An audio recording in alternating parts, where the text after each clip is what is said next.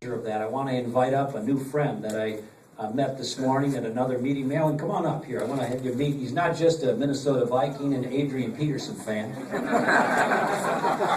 Malin and I were together earlier today at a meeting. Now, he's 10 years old, and he had a great question for me about taxation. I gave him my answer, and then he gave an answer that I thought was brilliant. So I wanted to share that with him, or have him share that with you. And Malin, tell the group what you told me about what happens if we lower people's taxes or keep them low. Well, if we lower people's taxes, people have more money to spend, and that means we have to have more people to make those things that they buy, so the businesses need to hire more people, and those people get jobs. So if we lower the taxes, more people are starting more little businesses, small businesses, so more businesses means more people can buy things and more people get jobs. Yes, I just want to share with you, if a 10-year-old in Iowa knows that answer and knows that common sense, is it too much to ask to think that Barack Obama should know better than to try to raise taxes and further suffocate our economy? Well, let me be very candid and blunt with you. Most of the Republican candidates coming through town are going to tell you many of the same things. So if another candidate were standing right here today, they'd say, look, on the Republican side, I'm for reducing spending, I'm for reducing taxes, I'm for real health care reform, not government health care reform, I'm for school choice and accountability, I'm for making sure that we're tough on terrorism, I'm for pro-growth economic policies, and on down the list. And so you might ask, well, what's the difference between all these candidates? Because many of the policy positions are going to be the same or very similar.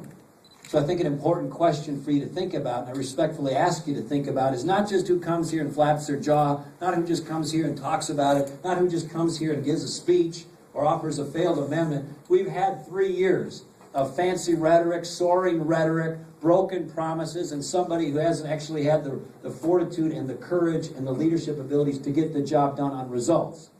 So this isn't about more fancy speeches.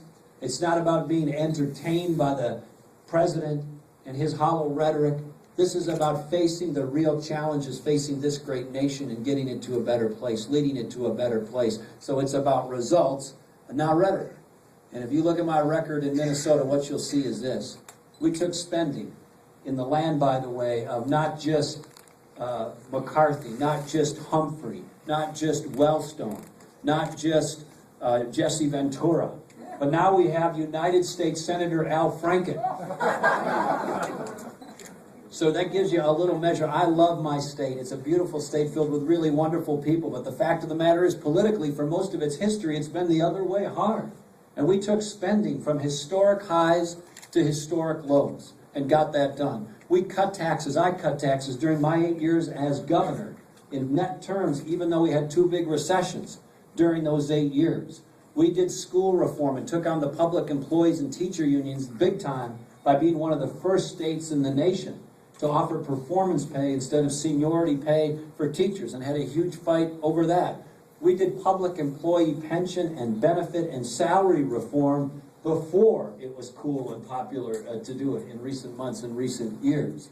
And we went on down the list and did welfare reform and lawsuit abuse reform and Social Security issues are federal issues, but I spoke clearly on those, and then went on to take on the immigration issues. Even in Minnesota, when the call came for governors to volunteer to send their National Guard troops to the Arizona border to enforce our border, I was one of the few governors that volunteered and did $1,000 a second, the federal government, that they don't have. If we're here today for an hour, that's $144 million in debt that they're going to accumulate just in the hour that we're here this afternoon. They do that every hour, every day, every week, every month. It is out of control, and you have a president who looked the American people in the eye in the first months of his time in office, after he knew about the economic collapse, and he promised he would cut the deficit in half in his first term. You know what he did? He essentially tripled it. And that's just